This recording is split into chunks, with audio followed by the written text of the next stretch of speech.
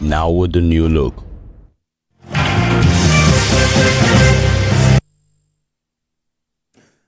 All right, thank you so much for joining us. But if you just joined us, it is still Journalist Hangout. I'm still here with Babajide Kolade Otitoju and Adewale Ade.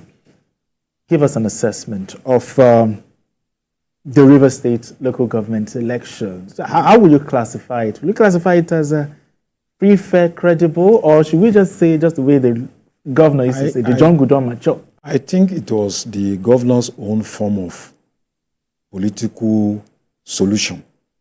In terms Political of solution? Yes, to increase his strength in the contest for power in Rivers State. And I think, for me, the election represents a tactical victory for him, but it may not be a strategic victory.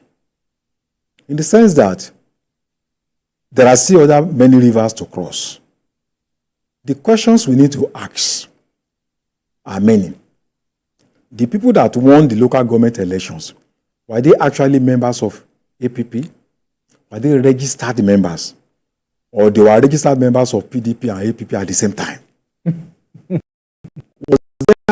Did the election process, did it follow the Rivers State Electoral Commission's own laws? Okay. In terms of displays of voters list, in terms of, I've just read the law now. Did they follow that process?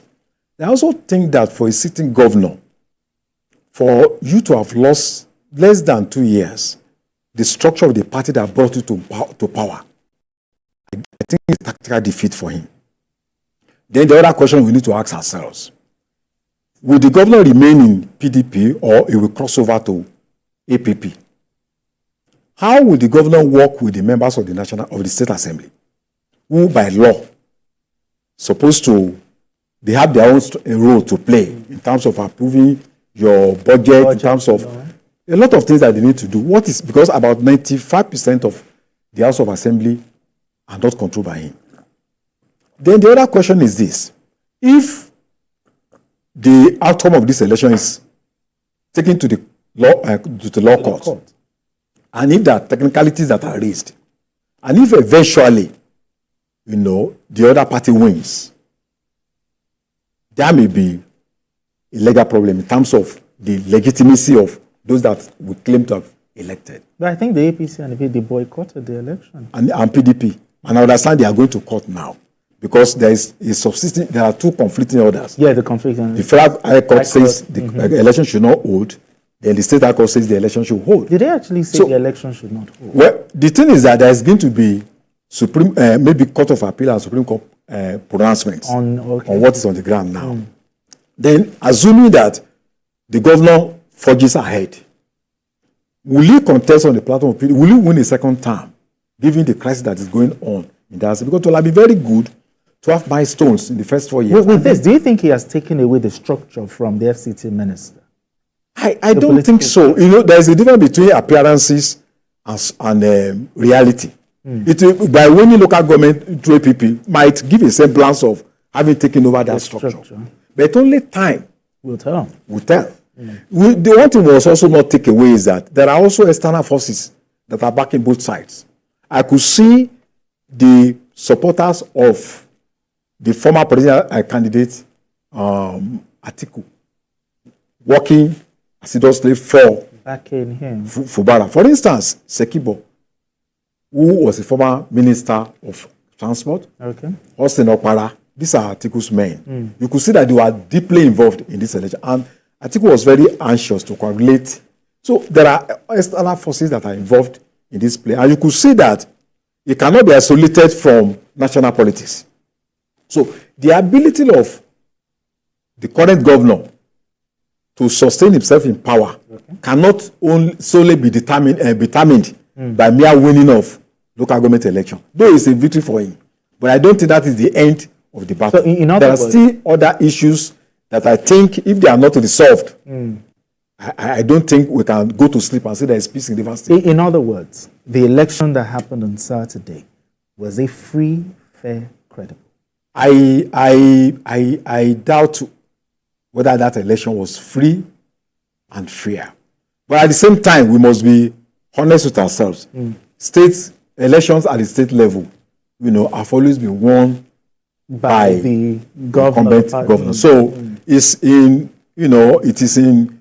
I mean, it took the same pattern with what we have seen in other states. I mean, in terms of what was strange was that a party that just came about less than 1 month would just sweep, the entire local government, 23 local governments, just like that. Yeah, So I don't know. But I think I should commend the police and the federal government, at least for struggling to be seen to be independent. And I think the police has been quite fair, and the presidency has been quite fair in their relationship with this issue. Biko, your thoughts on the election that happened in Rivers State? Was it free, fair, credible, in your opinion? Well, I didn't monitor the election, and there are certain things that I like to see that I didn't see. The election, I didn't even see voting going on, and they didn't publish results. Okay. But the breakdown of results. Somebody told me that was what happened in other states too. That where did I see results? Then, if everyone will simply write results without showing us how things happened, the breakdown, without giving us a breakdown, then it's not an election. But local government election in our country is a big farce. It's a big joke.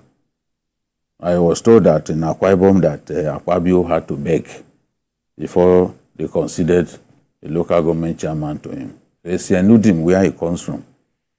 APC won the local government chairmanship election there. I learned that was considered to him.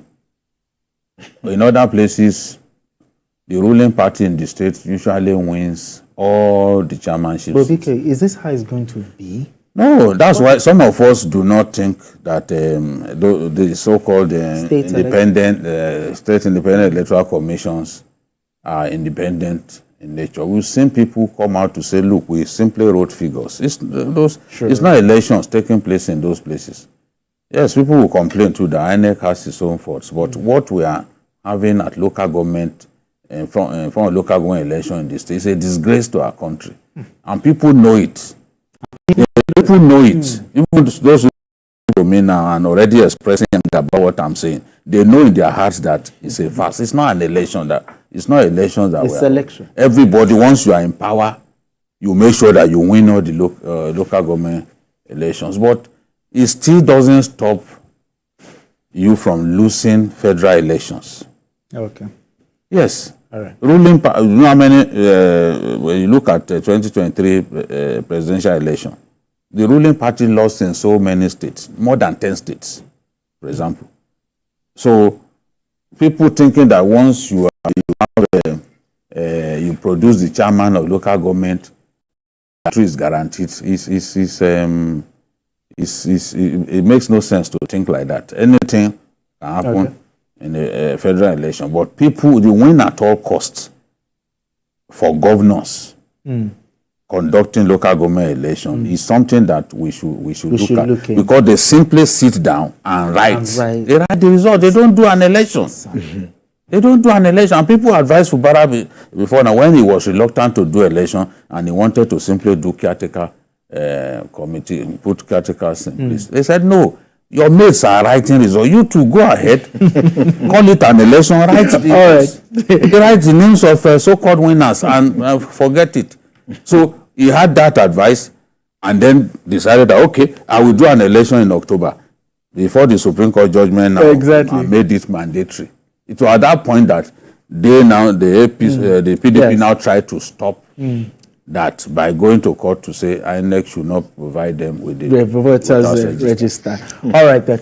Okay, let's move straight to, let's take a trip up north and let's talk about the crisis. In the times of crisis, the role of government extends beyond policies, but includes provision of a lifeline for those left most vulnerable.